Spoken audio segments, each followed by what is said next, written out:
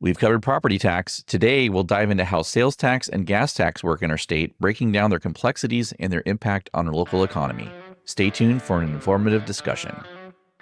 This is the Calimesa Insider Podcast, the original Pass Area City podcast, focusing on the ins and outs of your city government at work. And now, here's the host of Calimesa Insider, City Manager Will Kolbow.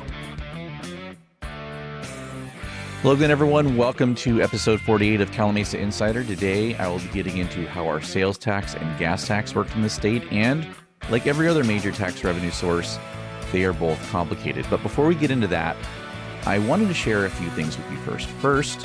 If you watched or listened to our last episode, you know that I recorded that episode in Louisiana, and as I was there for a bowling tournament, I had a good time, but I was disappointed with my performance in the tournament overall. I got off to a slow start in each of my sets, was late to make adjustments, and just didn't execute enough good shots. So, but fortunately, I will likely get a check for the singles event and for all events, so that's good. Anyway, lots of lessons learned, and next year's Reno tournament will be in Reno, so I'm going to be looking forward to that. If you follow the city's Instagram page, which you can find at City of Calimesa, all one word, you may have seen a video of me taking the ice bucket challenge. But just in case you haven't, here is the video.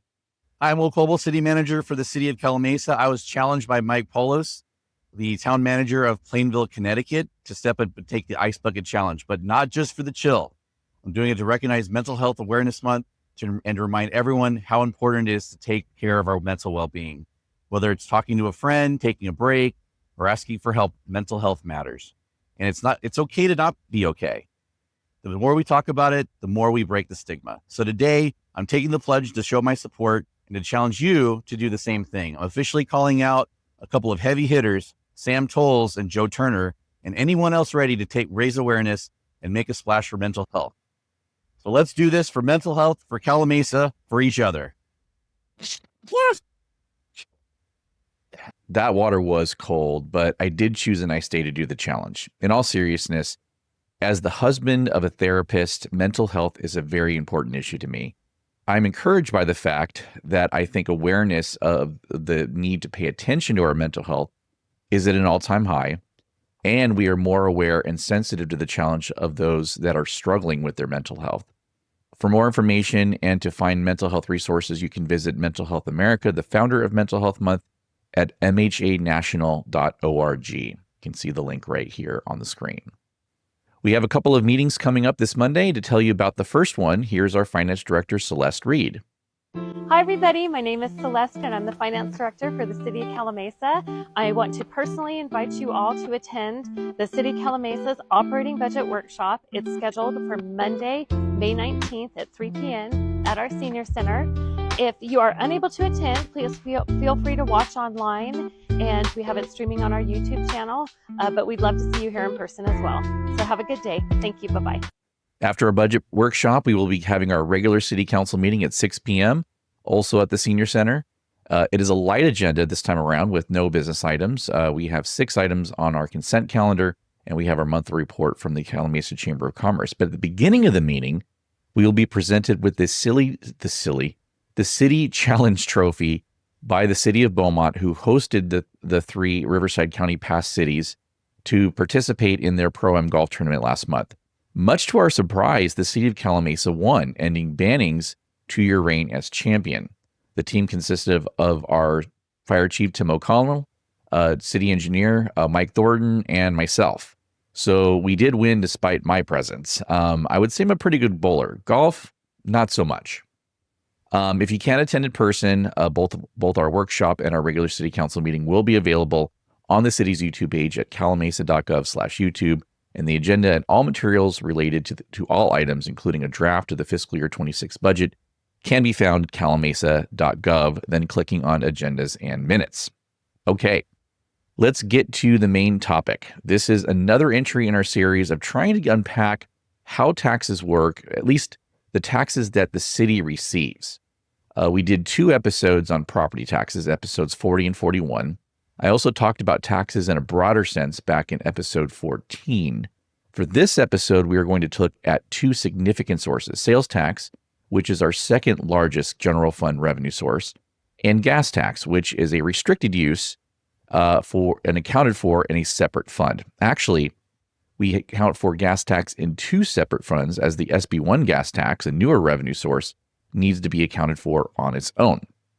So let's take a look at the PowerPoint that we have here. So we're going to start with the graphic that I have that I showed in the first property tax episode.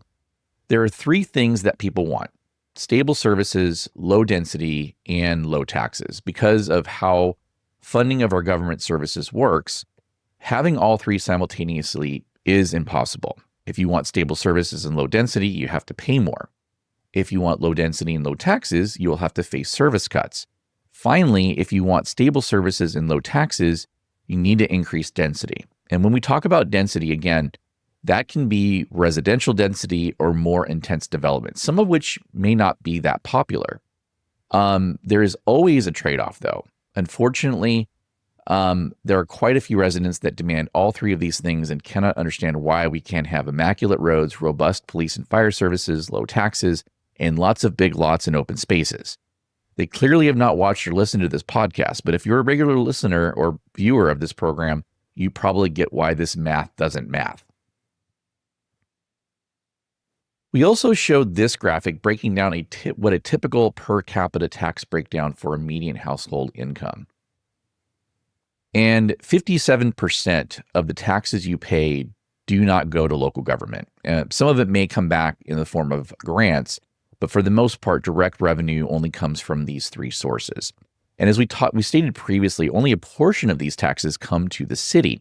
In fact, for all of these, property tax, sales tax, and gas tax, we get well under half of each of these. So let's start by exploring sales tax, since we've already looked at property tax. So to understand sales tax, I think it's important to look at how we got to where we are. There's a perception that these tax rates are a more recent phenomenon due to changing politics in the state. But as you'll see, the rates we pay today have been in place for a long time. Sales tax goes all the way back to 1933 when it was established at 2.5%. However, one thing to keep in mind is that sales tax applied to a much broader range of things back then than it does today. It only took 2 years to increase that rate to 3%. And then 20 years later, the Bradley Burns local sales tax was established, which brought sales tax to local governments for the first time. This increased the rate to 4%, with 1 percentage point going to cities. The state portion of the rate was increased by another 1% in 1967, bringing the total rate to 5%. 5 years later, 0.25% of the state sales tax was shifted to counties for countywide transportation programs, and so the overall rate remained at 5%. It was just a shift.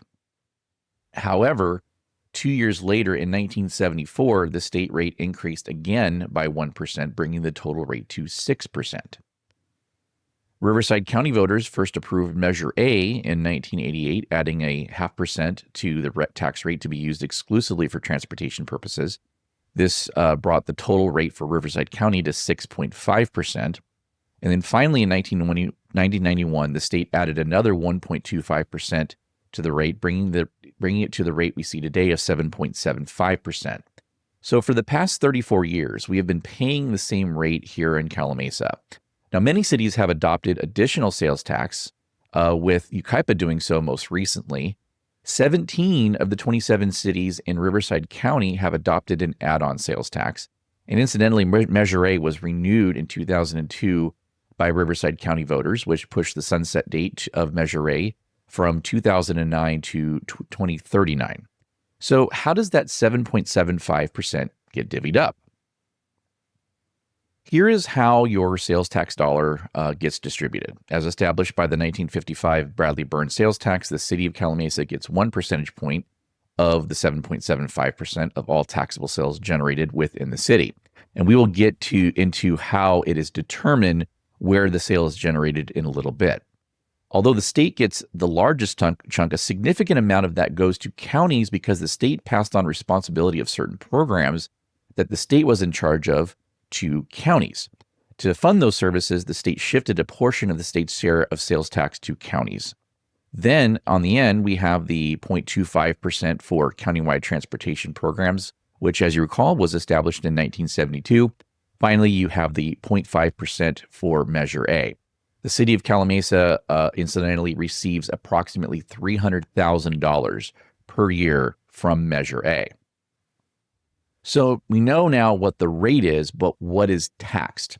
Sales tax is imposed on all sales of tangible personal property in California, both retail and business-to-business transactions. However, there are quite a few things that are not taxed. Over the years, the amount of things that are not taxed has grown.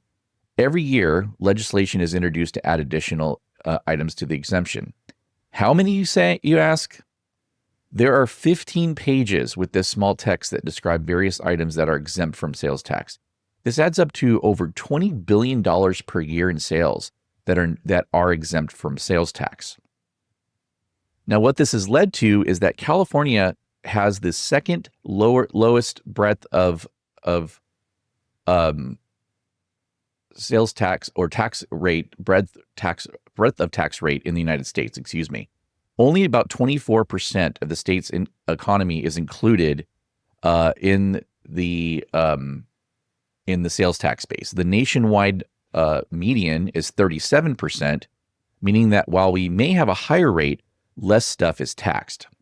Now, when you compare this to, say, Texas, which is not on this list, when you combine state and local rates together, their rates are actually very similar. However, they tax a much broader range of stuff. For example, things like tickets to a museum or a movie ticket or bowling games at a bowling alley are all things that are subject to sales tax in Texas, but not in California. So now we know the rate that we have an idea. Now we know the rate and we have an idea of what is taxed and what is not. So where does the sales tax specifically go?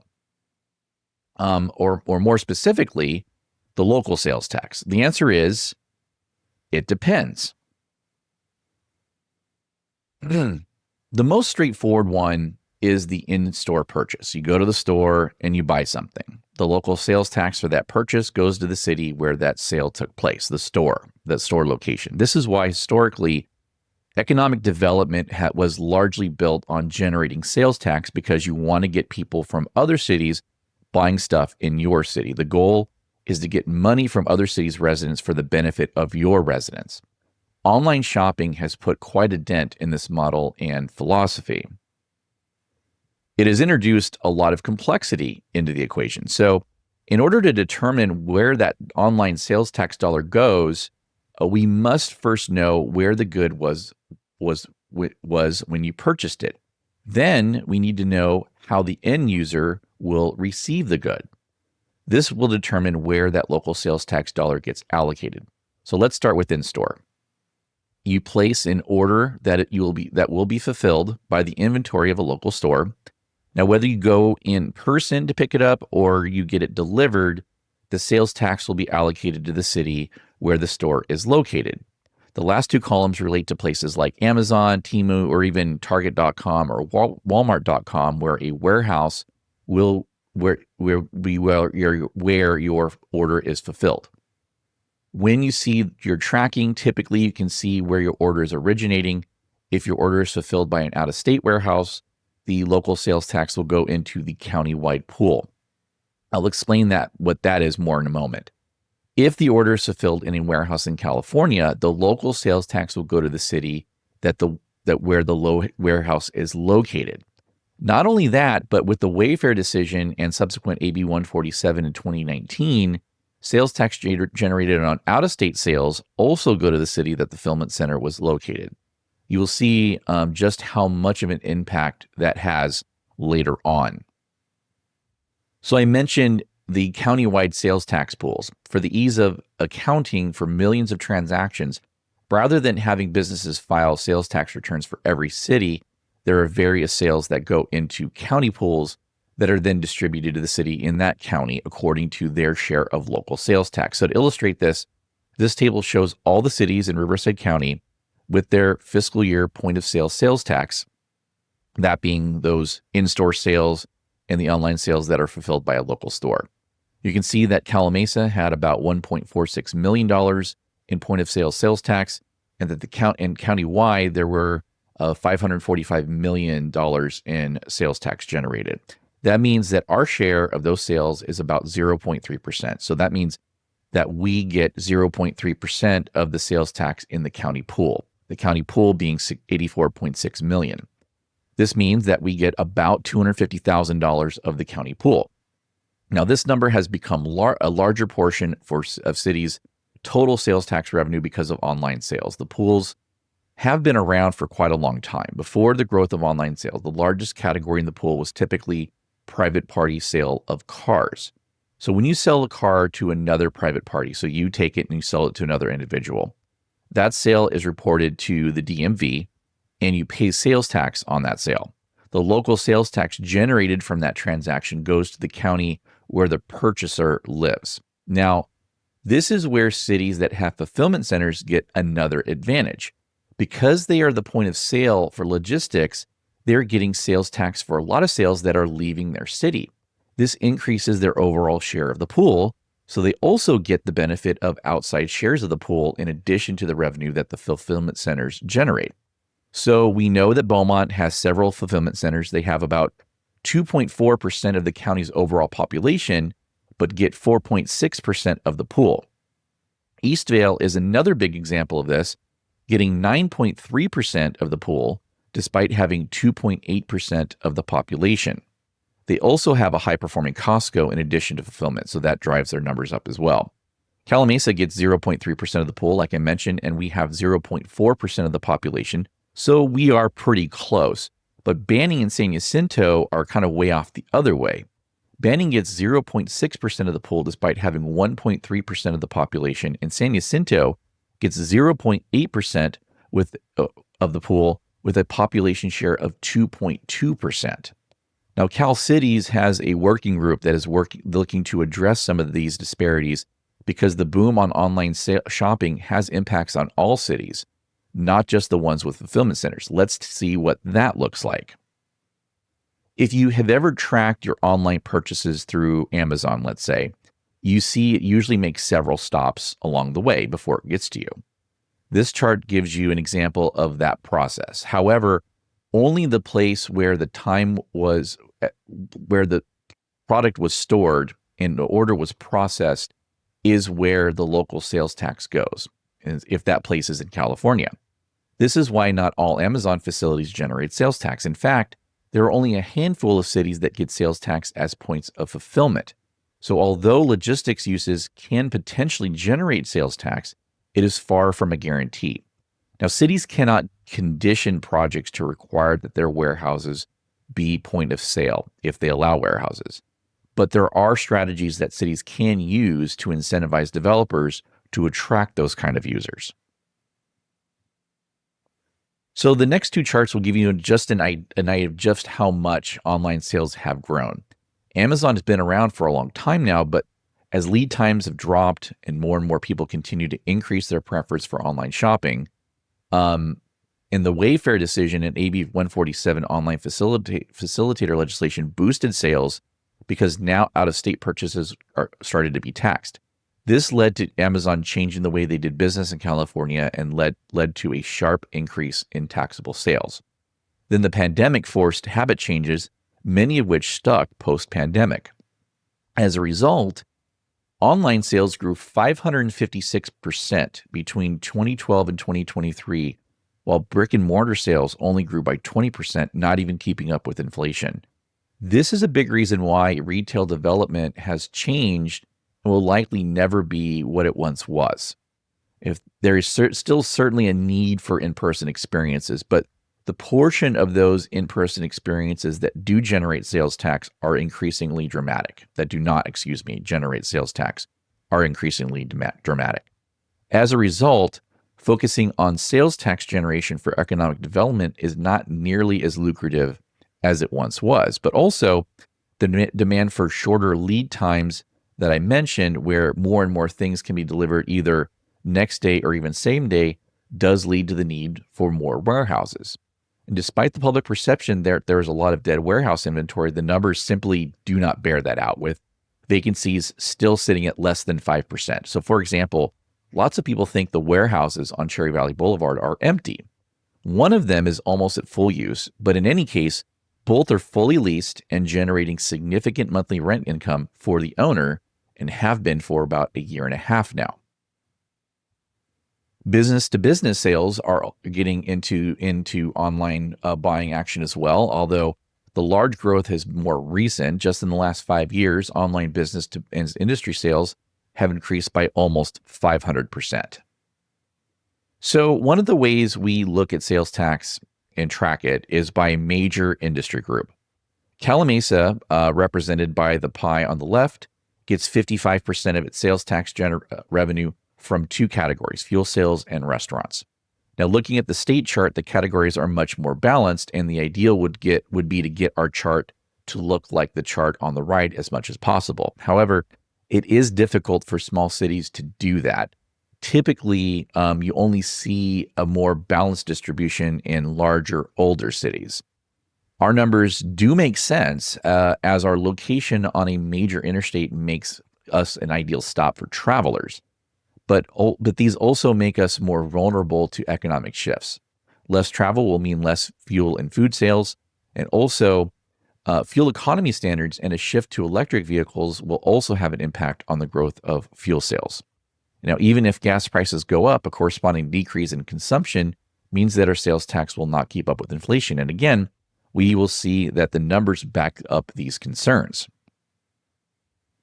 Now, state law prohibits us from displaying our top 25 in order of revenue generation, but we can list them alphabetically. So again, our pattern makes sense, as 17 of our top 25 are in the two aforementioned categories. Now, despite the numbers of businesses being larger in the restaurant category, the sales tax generated per business is less than the fuel stations.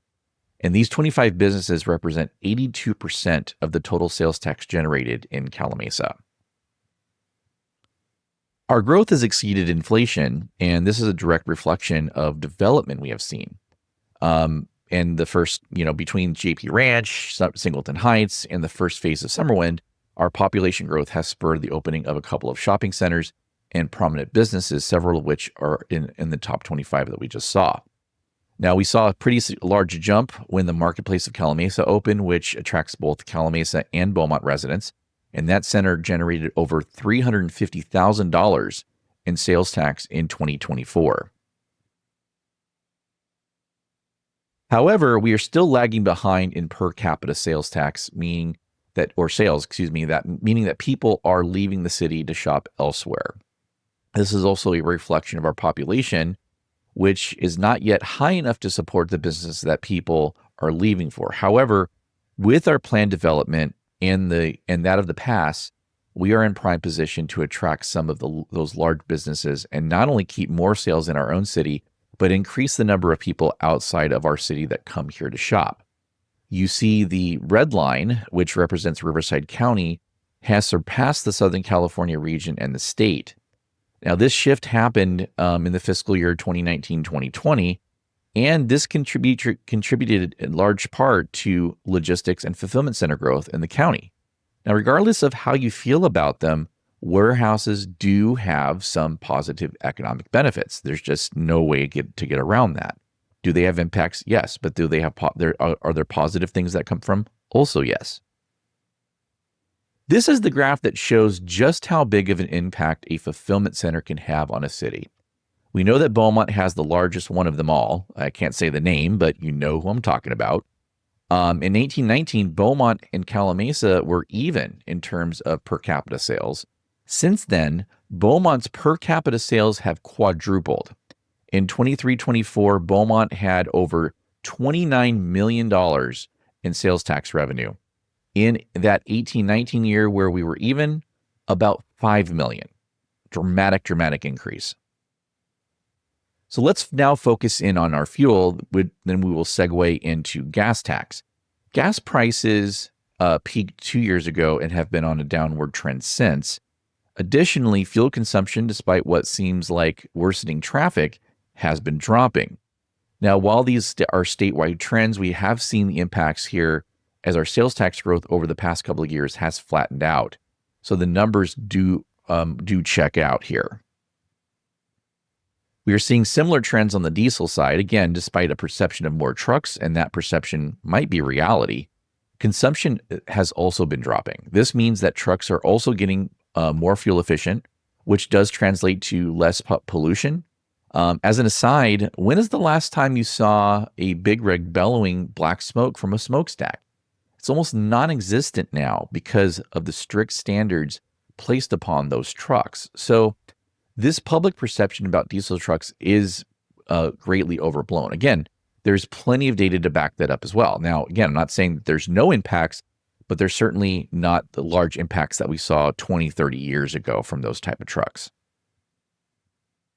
So with those consumption numbers in mind, let's dive into gas tax. And I understand this stuff, and this chart even makes my head spin. So once again, taxation in this state is a complicated business.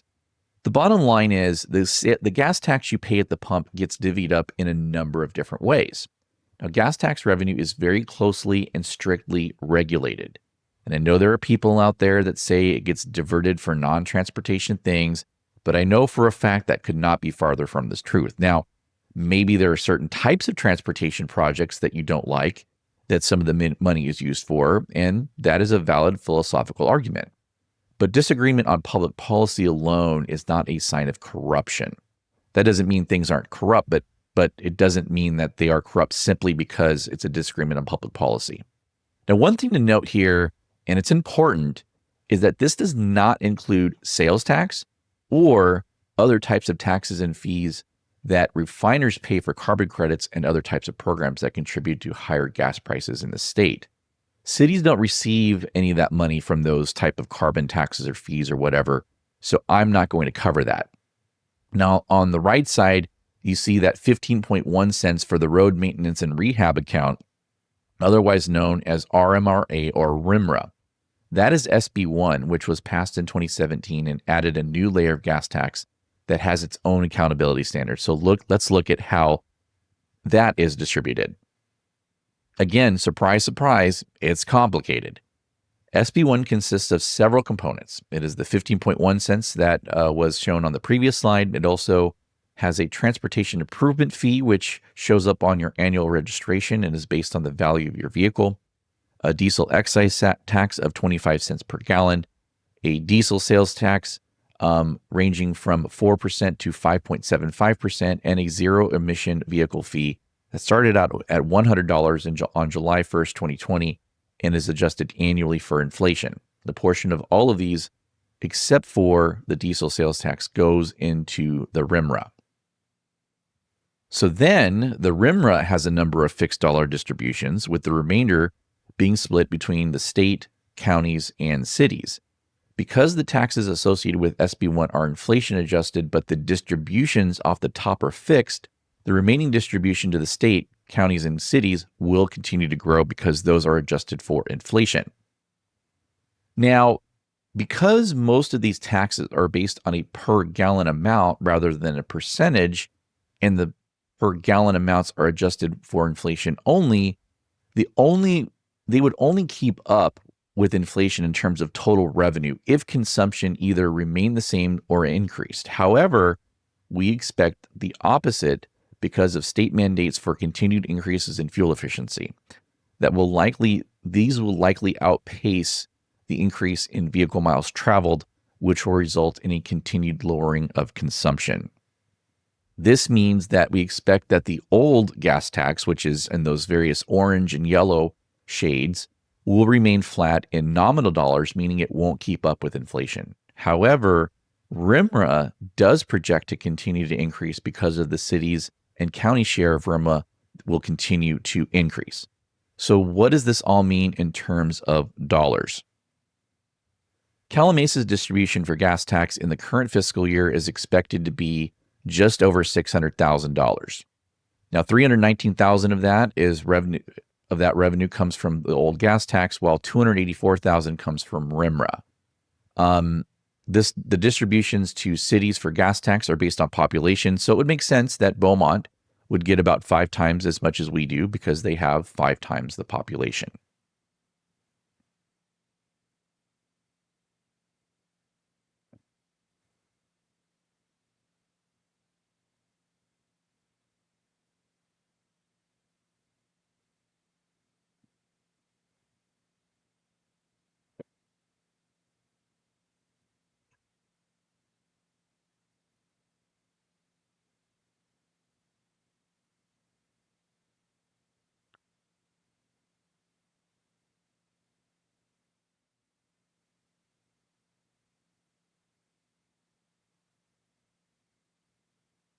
So as you can see, there is way more than meets the eye when you pay your taxes.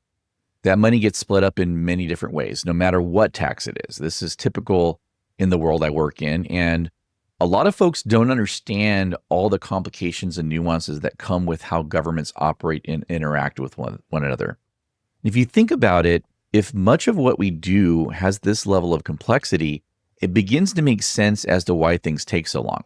Now, it doesn't mean I like it any more than you do. Delays and bureaucracy frustrate me greatly. And I would like nothing more than to deliver services faster and more efficiently. But the system we work in is much bigger and greater than us alone as a city. And if we don't operate in it, we are left with nothing, which is an unacceptable alternative. With that, I'm going to wrap up this episode. I do want to thank you as listeners of the program for the positive feedback on the podcast. It is a lot of work, so it is good to know that what I am putting out there is helping our community better understand how the city works and all of the things we have going on. Please join us this coming Monday for both our budget workshop at 3 p.m. at the Norton Young Live Senior Center and our regular city council meeting at 6 p.m. If you can't make it in person, you can watch the meeting live or on demand on the city's YouTube channel at calimesa.gov/YouTube. Make sure to subscribe to the podcast on your favorite podcast platform. Also, join me on my social media by following my YouTube, Instagram, and TikTok pages, which can all be found at Calimesa Insider.